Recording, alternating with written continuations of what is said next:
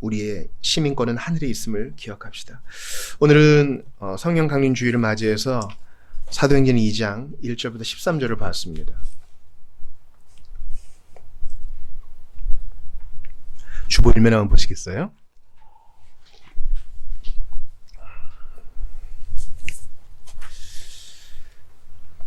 보시면은 비둘기 형상이 보이죠. 이것은 아마 성령이 강림했다는 것을 아마 시각적으로 보여주는 것일 겁니다. 밑에는 이제 마가의 다락방에서 기도했던 문도들이 있을 겁니다.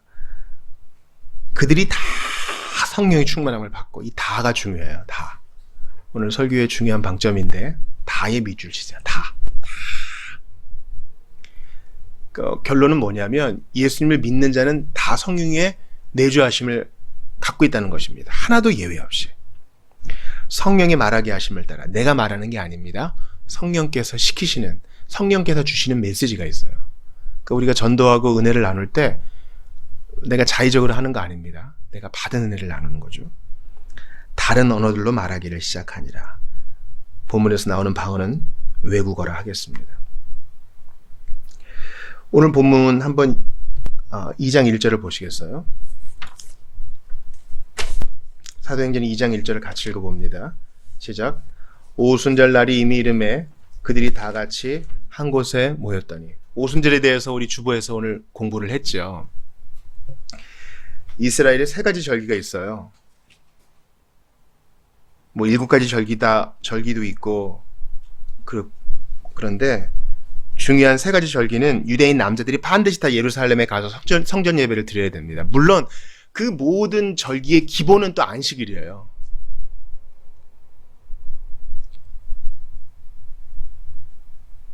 세 가지 절기는 뭡니까? 이름이 좀 다르긴 한데 제일 중요한 절기는 유월절이죠.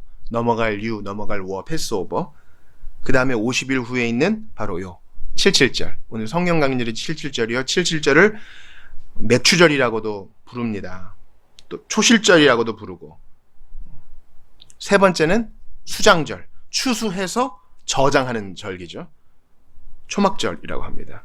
이때 이제 초막을 지면서 광야 생활을 추억하는 것이죠. 여러분, 하나님의 교회 사람들이 전도할 때 어떻게 운을 떼요? 자기 6월절에 대해 들어보셨어요? 이러면 관심이 없다고 하지만 한번 걸리면 6월절은 꼭 지켜야 할 영구한 절기라고 성경에서 가르칩니다. 이렇게 얘기해요. 그렇지 않아요.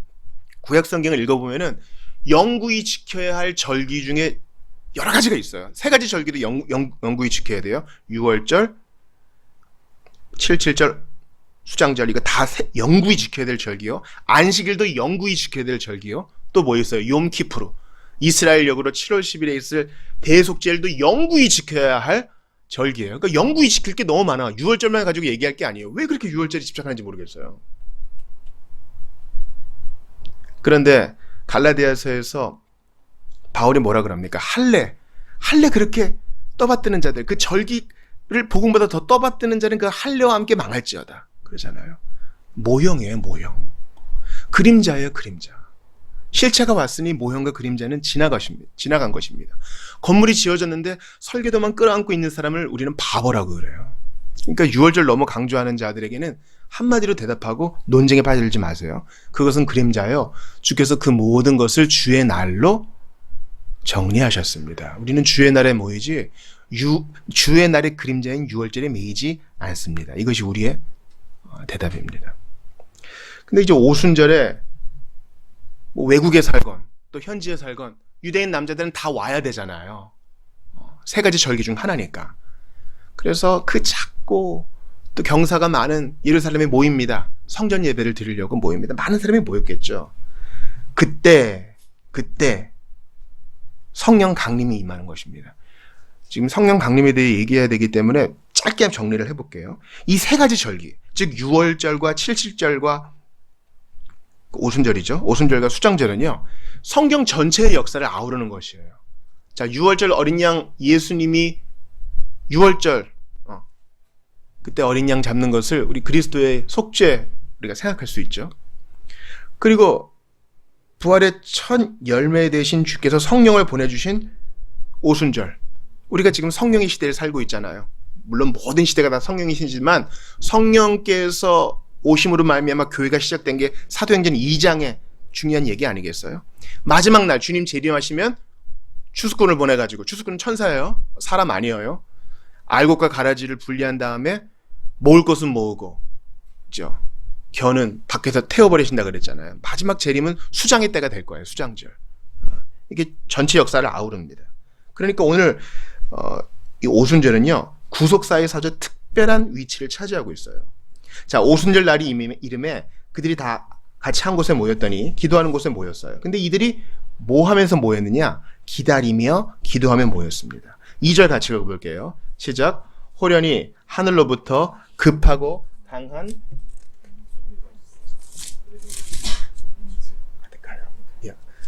무엇이 있었습니까? 소리가 있어요. 우리가 주어를 잘 파악할 필요가 있어요. 수식하는 말 빼고 주어와 동사가 뭔지, 주어와 수로가 뭔지 잘 봐야 돼요. 2절에서 주어는 소리입니다. 소리가 있어요. 바람 같은 소리예요. 바람, 소리 다 주님의 임재를 상징하죠. 그리고 3절 보세요. 같이 읽습니다. 시작. 마치 불의 혀처럼 갈라지는 것들이 그들에게 보여 각 사람 위에 하나씩 임하여 있다니. 예. 불의 혀처럼 갈라지는 것이니까 이건 묘사하는 말이에요. 도대체 이게 뭔가. 그러나 분명히 알 수 있는 거 있죠. 불은 하나님을 상징하는 거잖아요. 모세가 불타는 떨기나무에서 주님의 임재를 경험하지 않았어요? 그러니까 바람, 소리, 불 다 주님의 임재를 상징하는 것입니다. 성부께서, 성자께서 보내시는 성령을 이렇게 표현하는 거예요. 마치 사람을 만드실 때 그 코에 생기를 불어넣으신 것처럼. 성령을 루아흐, 바람이라고 합니다. 예수님께서도 요한복음 3장에서 말씀하셨죠. 바람이 어디서 불어서 어디로 가는지 알지 못하나니 성령으로 난 사람도 다 그렇다. 성령을 바람, 불, 소리, 기운 이런 거에 표현하는 거예요. 비유하는 것입니다. 3절에서 중요한 것은 각 사람 위에 하나씩이라는 거예요. 오늘 제목을 각 사람 위에 하나씩으로 잡고 싶었어요. 각 사람은 뭐예요? 이치죠, 이치. 예외가 없어요. 믿고 회개하는 사람은 다 성령 받은 사람이에요. 오늘 본문이 어떤 일을 말한다고요?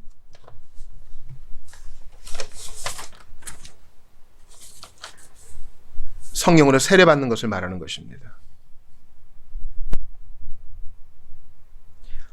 주보 1면에 보면은 그들이 다 성령의 충만함을 받았다고 되어 있어요. 그들이 다 성령으로 충만함을 받았다. 그런데 이 충만함은 무엇이냐? 사도행전 1장 4, 5절에 보면 너희가 몇 날이 못되어 성령으로 무엇을 받으리라? 세례를 받으리라. 이게 아주 중요한 표현입니다. 사도행전 2장의 성령 세례, 성령께서 부어진 이 성령 세례의 사건은 위대한 교회의 시작을 말하는 것입니다.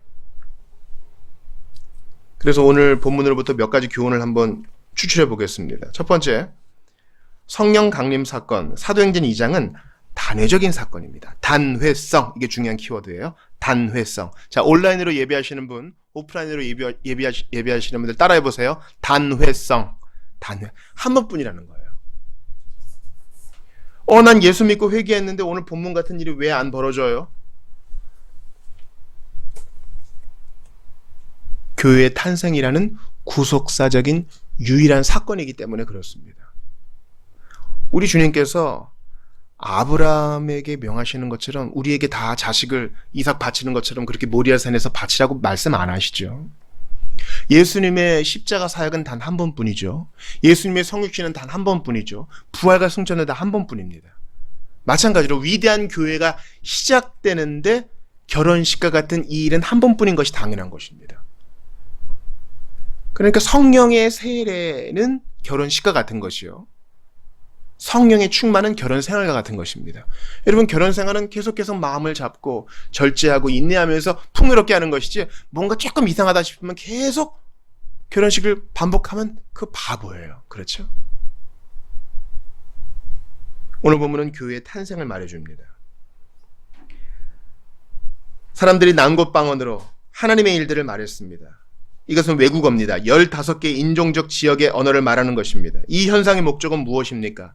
구속사에서 새 시대가 시작되었음을 나타내는 표적입니다. 그러니까 그러니까 성경을 잘 이해 못하고 해석을 잘 못하는 사람들은 왜 예수님은 병은 고쳤는데 왜 우리는 못해요? 예수님을 따라하려고 해요. 그건 잘못된 해석이에요. 예수님이 그렇게 병 고침과 이적과 기적을 보이신 것은 당신의 하나님이 보내신 아들이요, 선지자들이 말한 그 메시아라는 것을 알려주는 사인이고 성취인 것이지, 그걸 우리가 또 반복할 필요가 없는 것이에요. 물론 주님은 우리를 통해서 지금도 기적을 일으키세요. 그런데 그것은 구속사적인 사건은 아닌 것이죠. 기억하세요. 구속의 역사에서 새 시대가 시작되었음을 나타내는 표적으로서 단회적인 사건이 오늘 본문의 중요한 일입니다. 그러니까 오순절 성령 강림, 방언으로 말하고 3,000명 회개하고 이런 일이 늘 반복되어야 할 필요는 없어요. 이것은 결혼식과 같은 것입니다. 그런데 어떤 일이 벌어졌습니까? 4절 같이 읽어볼게요. 시작. 그들이 다 성령의 충만함을 받고 성령의 말하게 하심을 따라 다른 언어들로 말하기를 시작하더라. 놀랍죠? 한 번도 배워본 적 없는 외국어를 하기 시작해요. 그리고 7절 같이 읽습니다. 7, 8절이요. 시작. 다 놀라 신기하게 여겨 이르되 보라, 이 말하는 사람들이 다 갈릴리 사람이 아니냐.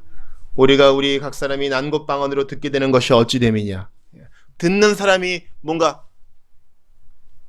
아무렇게나 말했는데 외국어로 들은 것이 아니라 외국어로 말하고 외국어로 들은 것입니다. 명확한 언어로 말한 것입니다. 갈릴리 사람 아니냐. 이 말은 뭐예요?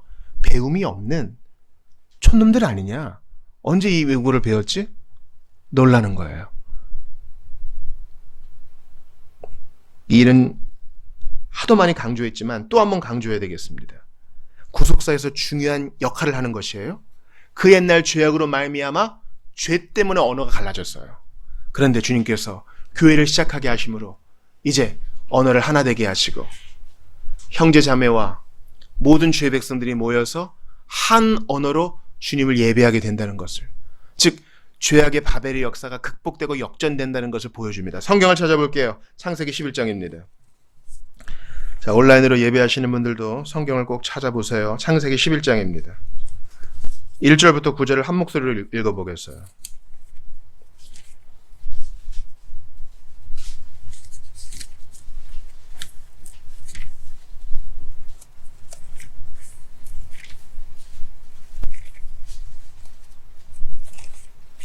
한 목소리를 봅니다. 온 땅의 언어가 하나요.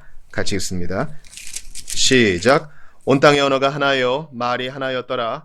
이에 그들이 동방으로 옮기다가 신할 평지를 만나 거기 거류하며 서로 말하되 자 벽돌을 만들어 견고히 굽자 하고 이에 벽돌로 돌을 대신하며 역청으로 진흙을 대신하고 또 말하되 자 성읍과 탑을 건설하여 그 탑 꼭대기를 하늘에 닿게 하여 우리 이름을 내고 온 지면에 흩어짐을 면하자 하였더니 여호와께서 사람들이 건설하는 그 성읍과 탑을 보려고 내려오셨더라. 여호와께서 이르시되 이 무리가 한 족속이요 언어도 하나이므로 이같이 시작하였으니 이후로는 그 하고자 하는 일을 막을 수 없으리로다. 자 우리가 내려가서 거기서 그들의 언어를 혼잡하게 하여 그들이 서로 알아듣지 못하게 하자 하시고 여호와께서 거기서 그들을 온 지면에 흩으셨으므로 그들이 그 도시를 건설하기를 그쳤더라. 그러므로 그 이름을 바벨이라 하니 이는 여호와께서 거기서 온 땅의 언어를 혼잡하게 하셨음이니라. 여호와께서 거기서 그들을 온 지면에 흩으셨더라. 무엇을 알 수 있습니까? 노아 홍수 이후까지는, 바로 바벨 전까지는 언어가 하나여서 의사소통에 문제가 없었어요. 그런데 이 바벨의 사람들이 무슨 일을 합니까?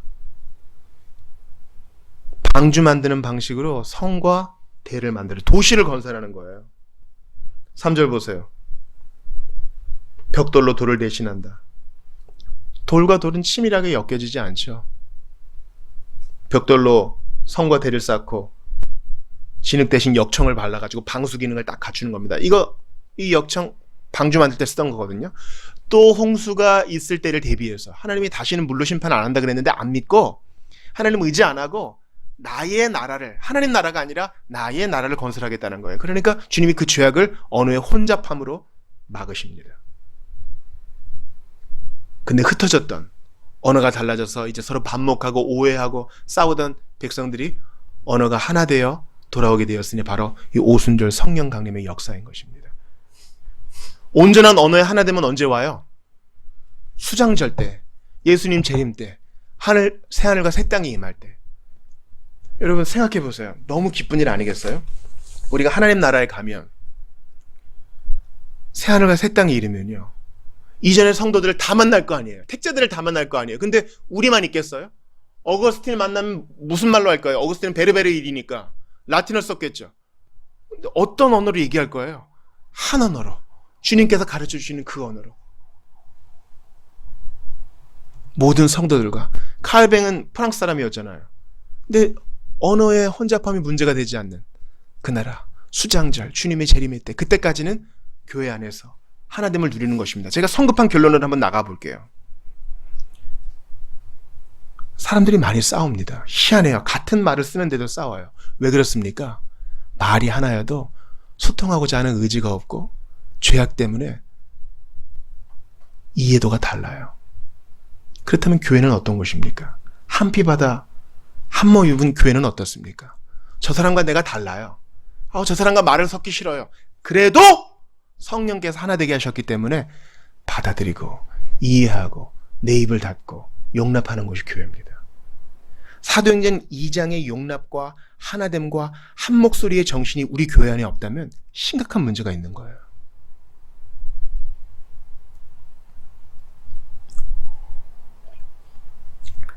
오순절 성령 강림의 두 번째 특징, 첫 번째는 단회성이라 그랬어요. 두 번째 특징은 바로 반복성입니다. 따라해 보세요. 반복성. 자, 결혼식은 한 번이요. 결혼 생활은 계속 반복된다 그랬잖아요. 오순절 성령 강림의 일을 경험한 우리가 어떻게 기도해야 되겠습니까? 주님 오세요. 내게 오셔서 바람처럼 불처럼 내게 임하세요. 그러면 주님이 뭐라 그러세요? 네 안에 있다고. 나는 왔다 갔다 하지 않는다고. 그 옛날 삼손에게, 사울에게 주님은 잠시 임하였습니다. 그러나 떠나기도 하셨죠. 그러나 신약시대의 예수 그리스도를 믿는 신자들 안에 거하신 성부와 성자께서 보내신 성령 하나님은 절대 떠나지 않으셔요. 왜냐하면 임마누엘 약속이 있으니까. 세상 끝날까지 내가 너희와 어떻게 한다고요? 내가 너희와 항상 함께 있으리라. 항상 함께 있으리라 성령으로 약속하셨기 때문에 들락날락하지 않으세요. 그러므로 이것은 단회적인 사건이죠. 그러나 성령의 충만은 반복적인 사건이어야 돼요. 암송선고 볼게요. 암송선고. 주보 보세요. 암송선고 주보 2면, 주보 4면 2번 같이 크게 읽어볼게요. 시작. 술 취하지 말라. 이는 방탕한 것이니 오직 성령으로 충만함을 받으라. 사도행전 2장은 성령의 무슨 사건? 성령의 세례 사건. 사도행전 1장에 성령으로 세례받으리라 그랬으니까. 새로운 교회의 시작이니까. 그러나 우리가 신자로 살아가면서 자주 넘어지죠. 그럴 때 계속 받아야 될 것이 무엇이라고요? 성령의 충만. Baptism of Holy Spirit, Fullness of Holy Spirit. 이게 다른 것입니다. 성령의 세례는 한 번이요. 성령의 충만은 반복되고 지속된 것입니다. 술 취하지 말라. 이는 방탕한 것이요. 그리고 술 취하는 것과 성령 충만을 나란히 두어요. 이는 방탕한 것이니 오직 성령으로 충만함을 받으라. 자, 오늘 본문 사도행전 2장 다시 보세요. 오늘 본문의 마지막 절입니다. 13절 같이 읽어보겠습니다. 시작. 또 어떤 이들은 조롱하여 이르되 그들이 새 술에 취하였다. 무슨 말인지 아시겠죠? 성령 세례를 받아 성령 충만한 사람의 특징이 일견! 성령의 충만과 비슷하다는 거예요. 술 취함과 성령의 충만, 뭐가 비슷해요? 술에 취한 사람 보셨어요? 겁이 없어요. 담대해져요.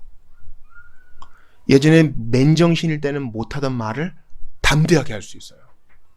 맨정신일 때 대항하지 못하는 사람에게 담대히 대항할 수 있어요. 시가서에서 나오죠. 난 때려도 아프지 않다. 왜냐면 중추신경에 지금 마비를 입었기 때문에 담대해지는 거예요. 그래서 어른들이 뭐라 그래요? 그놈의 술 때문에. 기억하세요. 술을 먹고는 중대한 결정 내리는 거 아니에요. 중요한 결정은 항상 소버한 정신, 말짱한 정신 가운데 해야 됩니다. 남자는 무엇이냐? 제대로 된 신자는 무엇이냐? 제대로 된 여자는 무엇이냐? 수없이 말짱한 정신으로 진지한 얘기를 하는 사람이 진정한 신자의 사람입니다. 그런데 오늘 본문의 사도행전 2장에 성령 세례를 받아 충만해진 사람들이 어떻게 돼요? 담대하게 막 말하기를 시작하니까 취했냐 쟤네들? 이런 거예요. 성령으로 충만한 사람도 마찬가지예요. 우리가 성령을 근심하게 할 때가 있습니다. 분명히 내가 나쁜 것인 줄 알아요. 성령께서 깨닫게 해주시는 거예요. 근데 그걸 안 해야 되는데 해! 스펄전이 말합니다. 나는 저 업소에 가지 말아야 되는데 생각은 해. 그런데 내 발로 가고 있어. 그러면서 기도해요. 주님 저를 악에서 건져주세요. 이런 사람은 건짐 못 받는다는 거예요. 발로 안 가야지. 죄를 먹고 마시면서 저를 건져주세요. 이런 기도는 가증한 것이라는 것입니다. 그런데도 무시하고 주님을 계속 아프게 해. 그러면 성령이 안에 계시나 제대로 힘을 쓰지 못하시고 충만하게 우리를 다스리지 못하십니다. 그러나 회개하고 다시 한번 주님을 영접하고 내 안에 나를 온전히 다스려 주시기를 초청할 때 주님이 능력으로 나와 함께 하십니다. 그때 어떻게 돼요? 경험해 보신 분 계실 거예요. 사람들 앞에서 예수님을 자랑해요. 야, 나 예수 믿는다. 남들이 뭐라 그런 건 상관없어요. 남들이 어떤 시선을 보는 건 상관없어. 야, 그러다가 어떻게 살라 그래? 너무 광시장처럼 살지는 마라. 아니야, 믿으면 정말 좋아. 하나님 진짜 있거든. 남들이 뭐라 그러건 담대하게 주님을 증거하기 시작합니다. 술 취한과 비슷하죠. 남들이 나를 어떻게 핍박하고 괴롭히건 상관하지 않고 그리스도를 믿는 믿음을 꽉 부여잡아요. 비록 근심할 때가 있고 손해를 입을 때가 있으나 술 취한 사람처럼 물러나지 않아요. 이런 충만을 계속적으로 요청하라는 것입니다. 여러분 마태복음에서 예수님이 우리에게 말씀하시죠. 산상수훈에서요. 구하라. 그리하면 어떻게 된다고요? 주실 것이요. 찾으라. 그럼 어떻게 된다고요? 찾아낼 것이요. 문을 두드리라. 그럼 어떻게 될 것이요? 문이 열려질 것이니. 너의 하늘아버지께서 좋은 것으로 자녀에게 주시지 않겠느냐 그래요. 근데 누가복음에서는 이 산상수훈을 다르게 얘기한답니다. 찾으라. 구하라. 두드리라 한 다음에 너의 하늘아버지께서 무엇을 주시지 않겠느냐? 성령을 주시지 않겠느냐. 성령 충만을 반복적으로 받으라는 뜻이에요. 암송선구에서 에베소서 5장 18절은 헬라어 현재로 표현되어 있는데 헬라어 현재는 반복적으로 말하는 겁니다. 반복적으로 성령의 충만을 받아라. 하나님이 주시는 최고의 선물은 성령 충만입니다. 기도 제목 나눌 때 여러분 나눌 거 없으면 성령 충만을 위해 간구하시면 돼요. 성령으로 충만해야 돼요.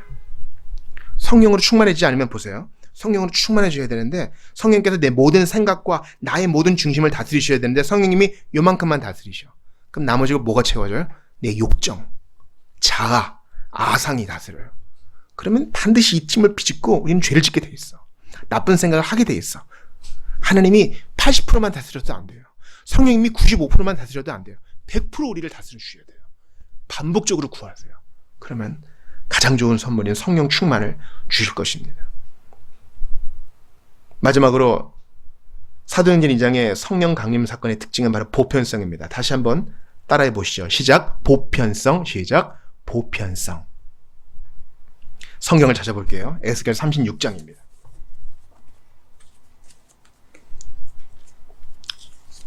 에스겔 36장 27절입니다.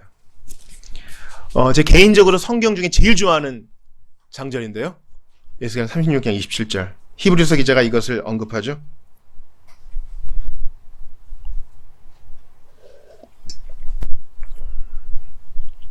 (36장 27절이에요) 제가 지금도 기억하는 거 있어요. 우리가 지하에서 예배할 때 새벽 기도를 계속 파일로 다운받아서 참석하시는 분이 있었어요. 그분이 아주 어려운 처지에 있었는데 이 말씀을 줄줄 외우는 게 에스겔 36장 27절 때문이었어요. 이 말씀은 죄로 인해 공고한 사람들에게 주는 하나님의 복음이 됩니다. 같이 읽습니다. 구약시대 때 에스겔을 통해서 우리에게 주시는 성령에 대한 말씀이에요. 시작. 또 내 영을 너희 속에 두어 너희로 내 율례를 행하게 하리니 너희가 내 규례를 지켜 행하지라. 내 영은 누구를 말하는 거예요? 하나님의 영이니까. 성령님. 이 26절도 같이 읽어요. 시작. 또 새 영을 너희 속에 두고 새 마음을 너희에게 주되 너희 육신에서 굳은 마음을 제거하고 부드러운 마음을 줄 것이며 성령을 주실 것이라는 약속을 이미 예수님 오시기 수백 년 전에 에스겔을 통해 허락하신 거예요. 성경을 한 군데만 더 찾아볼게요. 37장도 봅시다. 에스겔 37장 14절. 이게 얼마나 중요한지 에스겔이 또 한 번 반복해요. 37장 14절 시작. 내가 또 내 영을 두어 너희로 살아나게 하고 내가 또 너희를 너희 고국 땅에 두리니 나 여호와가 이 일을 말하고 이런 줄을 너희가 알리라. 여호와의 말씀이니라. 하나님께서 성령을 우리에게 주신대요. 근데 36장 26절 이 실제를 보니까 너희라 그래요. 너는 영어에서 you는 단수로 똑같지만 우리말은 너는 단수고 너희는 뭐예요? 복수죠. 너희니까 단수예요, 복수예요? 복수라고요. 믿는 모든 자에게 성령을 주신대요. 이게 얼마나 복된 말씀이에요. 성령을 우리 속에 주신대요. 나는 가만히 있어. 이건 상당히 수동적이고 피동적인 표현이에요. 아무 준비도 안 된 나에게 이걸 주시는 거예요. 여러분, 삭개오가요. 어쩌다가 예수님을 만나게 됐어요? 그가 열심히 나무에 올라가서 예수님 만난 거예요? 천만의 말씀. 예수님이 삭개오 있는 동네에 오신 거야. 근데 삭개오는 키가 작잖아요. 무리들이 너무 많잖아요. 근데 삭개오 어떻게 주님을 만났어요? 어떻게 만났어요? 나무를 예비해 주셨잖아요. 하나님이 다 하시는 거예요. 삭개오가 나무에 올라가서 그 공로로 예수님 만난 게 아니라 예수님이 다 준비해 놓으신 거예요. 에스겔 36장 26절도 뭐예요? 주님이 다 하셔요. 성령을 주셔서 굳은 마음을 제거해주고 부드러운 마음을 주고 하나님이 율례를 행하게 한대요. 이게 복음 아니에요? 율례를 열심히 행해. 그러면 구원받을지 몰라. 우리 학교 선생님들이 많이 얘기하는 거 있죠. 야, 종교란 건 다 똑같은 거야. 모든 종교는 이런 삼각형을 얘기하잖아요. 정상에 이르는 길인데 기독교라는 종교는 이렇게 가고 이슬람 종교는 이렇게 가고 불교는 이렇게 가는 거야. 정상에 오르는 길은 여러 가지가 있어. 그런데 기독교인들은 다 예수만 믿으라 하더라. 참 편협한 사람들이야. 성경은 뭐라 그래요? 누구도 우리 힘으로는 정상에 못 오른다 그래요. 성경의 증언은 무엇입니까? 우리가 못 오르니 주님이 내려오신 거예요. 주님이 찾아오셨다고요. 우리 힘으로는 절대 정상에 못 가. 율법을 하나 어기면 전부 어긴 건데. 그러니까 율례를 행하게 한다는 거예요. 이거 순서를 바꾸면 안 돼요. 율례를 행해가지고 열심히 산을 올라가지고 정상에 가는 게 아니에요. 주님이 내려오셔요. 사람처럼 되시고 우리 대신 죽으셔요. 믿고 회개하는 자는 율례를 행할 수 있는 힘을 주신대요. 구원받으려고 율례를 행하는 게 아니라 그 힘을 우리에게 주시고 감사해서 행하게 하신대요. 성령께서. 얼마나 고마운 일이에요. 이 보편성에 감사하셔야 돼요. 열심히 하면 될지도 몰라? 아니요. 믿고 회개하는 모든 자에게 성령께서 이 일을 가능하게 하세요. 너희가 내 규례를 지켜 행하게 될 것이다. 이게 얼마나 감사한 일입니까?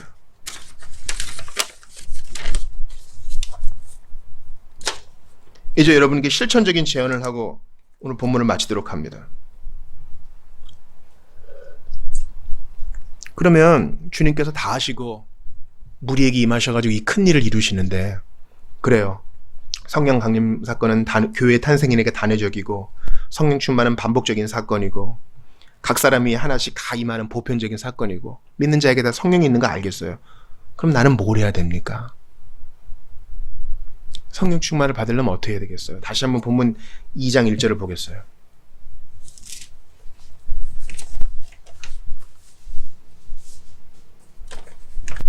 같이 읽습니다. 2장 1절 시작. 오순절 날이 이미 이름에 그들이 다 같이 한 곳에 모였더니. 첫 번째, 그들은 모였습니다. 모이니까 성령의 세례를 받고 성령의 충만을 받은 거예요. 여러분, 신자의 신앙생활이란 것은요, 골방과 공동체의 연속이에요. 골방 없이 공동체 없고 공동체 없이 골방 없어요. 근데 우리는 혼자 있고 싶어요. 그리고 오늘도 다 경험하셨을 거예요. 교회당에 모여야 되는데 귀찮아. 오늘 온라인으로 예배하시는 분들도 한번 돌아보세요. 마지못해서 이렇게 하시는 것인지 내가 정말 모이는 게 싫어서 그런 건지. 여러분, 모이지 않으면 성령 충만도 없어요. 역사적으로 모든 하나님의 백성, 성령 충만한 백성들은 모이기에 힘썼던 사람들이에요. 주님이 우리를 괴롭히려고 모이기에 힘쓰라고 한 게 아니에요. 모인 이들에게 성령이 임하였으니 너희도 그렇게 하라 말씀하십니다. 두세 사람이 내 이름으로 모인 곳에 나도 그들과 함께 있다 그랬는데 나는 혼자 있고 싶어요. 혼자 영상도 보고 혼자 맛있는 거 보고 혼자 재미도 좀 보고. 근데 답답해요. 목마른 마음에 소금물만 들이키는 것이에요. 그리고 또 그들은 뭘 했습니까? 사도행전 1장 4장 같이 읽습니다. 시작. 사도와 함께 모이사 그들에게 분부하여 이르시되 예루살렘을 떠나지 말고 내게서 들은 바 아버지께서 약속하신 것을 기다리라. 그들은 모였을 뿐만 아니라 기다렸습니다. 여러분, 우리는 다 키오스크로 물건 사고 신용카드로 물건 사고 기다리는 거 못하잖아요. 근데 기다렸던 하나님의 백성들은 좋은 것을 받아요. 우리가 기도 응답을 받지 못하는 가장 큰 이유 중 하나는 너무 조급해서 그래. 하나님은 이미 줬는데 내가 깨닫지 못하거나 하나님의 때가 아직 이르지 않았는데 너무 급하거나 우리는요 세상의 정신으로 기독교를 해석해요. 카드 넣으면 바로 와야죠. 택배 오는 며칠도 나는 못 기다려. 우리는 되게 급해요. 되게 급하다고. 딱 엔터 치면 결과값이 나와야 돼. 그러나 하나님의 일들은 꼭 그렇게 되지 않아요. 여러분, 저는요 개척하고 지금 11년 됐는데 기다림을 통해서 배우는 게 있다는 걸 믿어요. 30대 때는 깨닫지 못했던 진리가 이제 조금 보여요. 기다려야 돼요. 하나님께서 야곱을 훈련시키시는데 14년, 20년이 짧은 시간이 아니었어요. 기다려야 돼요. 가장 좋은 것을 받기 위해서 기다려야 돼요. 생각해보니까 주님은 나를 사람 만드시고 제대로 된 신자 만드시기 위하여 10년, 20년, 30년 만드셨어요. 기다려야 돼요. 주를 기다리는 자는 좋은 것을 받습니다. 그들은 또 어떻게 했습니까? 14절, 1장 14절 제일 중요해요. 같이 읽습니다. 시작. 여자들과 예수의 어머니 마리아와 예수의 아우들과 더불어 마음을 같이하여 오로지 기도에 힘쓰더라. 이제 결론이 나왔어요. 성령의 세례를 받고 충만한 입은 이들은 모였고 기다렸고 기도했습니다. 여러분, 이게 여러분 안에 있습니까? 성령이 우리 안에 있으면 이런 열망이 있을 거예요. 모이고 싶다. 옛날에 우리 교회에 왔던 용인에서 왔던 한 친구가 그런 얘기 했어요. 야, 참 아침에 주일에 오는 거 너무너무 싫은데 오면 가기 싫다. 그런 거예요. 그렇게 가기 싫은데 일단 오면 좋은 거예요. 하나님의 임재를 맛보니까. 그리고 조급하면 이스마엘이고 기다리면 이삭인데 끝까지 기다렸더니 주님이 좋은 것을 주셔요. 그리고 14절 오로지 기도에 힘쓰더라. 기도하고 간구하고. 로이드 존스가 그래요. 설교는 쉬워요. 기도가 어렵다. 저도 그래요. 1시간 설교하라 그러면 하겠어요. 1시간 기도하라 이건 대단한 모험이에요. 같이 모여서 우리 일을 합시다. 함께 모여서 주님을 기다립시다. 주님 주신 그 약속의 응답이 저기 있어요. 그때가 찰 때까지 기다리며 기도합시다. 힘쓰며 기도합시다. 서로 격려하며 기도합시다. 나 혼자는 힘든데요. 옆에서 기도하면 힘을 받아요. 이 지체가 이렇게 열심히 기도하니까 나도 힘을 내야 되겠다. 같이 모이고 같이 기다리고 같이 기도에 힘쓸 때 가장 좋은 거 성령을 주시지 않겠느냐. 성령의 충만을 받습니다. 나는 멋진 뷔페 앞에서 추파춥스나 학교 앞 문방구에서 파는 불량식품이나 좋아하는 어린애에 불과해요. 그러나 주님은 내게 성령을 주시기를 원하세요. 가장 좋은 거. 아버지는 아들에게 자기의 전 재산을 증여하기를 원해요. 근데 아이는 그냥 구슬이나 딱지만 좀 바라는 거야. 나는 바보예요. 이 시간 주께서 우리의 마음을 새롭게 하사 가장 귀한 것 성령 충만을 바라게 해주시기를 원합니다. 성령으로 충만하면요 집중력이 생겨요. 성령으로 충만하면 다니엘과 요셉처럼 세상에서 인정받는 사람이 됩니다. 성령으로 충만하면 잠언과 전도서 기자가 말한 것처럼 세상의 지혜도 겸하여 받게 됩니다. 성령으로 충만하면 스데반처럼 담대하게 됩니다. 그러니까 모든 것을 받는 가장 복된 열쇠 성령의 충만입니다. 모쪼록 성령의 충만을 사모하고 모이기에 힘쓰고 기다리며 기도에 힘써서 반복적으로 성령 충만을 입어서 담대한 증인으로 살아가시기를 주 예수님의 이름으로 축원합니다. 우리 주신 말씀 붙들고 함께 기도하겠습니다. 주님께 감사합니다. 하나님 아버지 간절히 기도하오니 아버지 간절히 기도합니다. 은총을 허락하여 주옵소서. 아버지 도와주시옵소서. 간절히 빌고 바라고 원하오니 은총을 더하여 주옵소서. 주님 앞에 마음을 다하여 성령 충만을 간구하고 이미 성령으로 세례받은 것을 믿고 내 안에 가진 성령님 인정하고 성령 근심시키지 않으며 주님 모이게 힘쓰고 주님 간절히 기다리고 인내로 기다리고 주님 성령 충만을 사모하고 기도에 힘쓰게 하소서. 아버지 새 영을 내게 주셔서 과거에는 불가능했던 그 일을 이루시는데 아버지 도와주소서. 함께 해주시길 원합니다. 아버지, 우리 한 번 더 기도합시다. 우리는요 바벨의 사람들이어가지고요 눈에 보이는 것을 너무 좋아합니다. 바벨처럼 크고 높은 것 원하고요, 많은 거 원하고 부유한 거 원합니다. 주님은 아니다 하셔요. 성령을 찾으라, 찾게 될 것이다. 성령을 구하라, 얻게 될 것이다. 성령 충만을 위해 두드리라, 받게 될 것이다 말씀하십니다. 이 시간 나를 비롯해서 모든 지체들이 정말 이 고상하고 가장 귀하고 가장 좋은 거, 가장 원대한 거, 성령의 충만을 받아 이제는 불가능하다고 생각했던 그 일을 이루어 주께 영광 돌릴 수 있도록 해달라고 나와 우리 모든 지체들의 성령 충만을 위해 같이 기도하겠습니다. 하나님께 간절히 기도합니다. 아버지 하나님, 성령 충만은 주님 초자연적인 일들뿐만 아니라 그전에는 불가능했던 것을 이루어지는 놀라운 일이고, 사랑할 수 없는 사람을 사랑하게 되는 일이고, 현실을 끊어낼 수 있는 힘이 되는 것을 고백합니다. 부정적인 것이 긍정적으로 바뀌고 절망이 소망으로 바뀌게 되는 것인 줄 믿습니다. 아버지 간절히 바라고 원하오니 성령의 충만함을 주셔서 사랑하게 하시고 증거하게 하시고 인내하게 하시고 예수의 빛을 드러내게 하시옵소서. 주여 성령의 충만을 주시어서 주님 소통하게 하시고 평화를 심게 하시옵소서. 간절히 빌고 바라고 원하오니 우리 이런 능력을 허락하여 주옵소서. 성령의 충만을 주셔서 주님 가장 복을 누리게 하시고 이 모든 것을 겸하여 얻게 하여 주시길 간절히 바라고 원합니다. 아버지 도와주소서. 험한 세파 이겨낼 수 있는 바로 그 힘을 우리에게 주시길 간절히 바라고 원합니다. 주님 도와주시옵소서. 간절히 빌고 바라고 원하오니 이런 증을 더하여 주옵소서. 아버지 간절히 빌고 원합니다. 기다리고 기다리는 자에게, 힘써 기도하는 자에게, 모이기에 힘쓰는 자에게 이러한 복을 주실 줄을 믿습니다. 성령의 임하사 능력으로 함께 하소서. 아버지 도와주시옵소서. 간절히 빌고 바라오나오니 간절한 소망과 사모함과 열렬함으로 성령 충만을 바라게 하시옵소서. 아버지,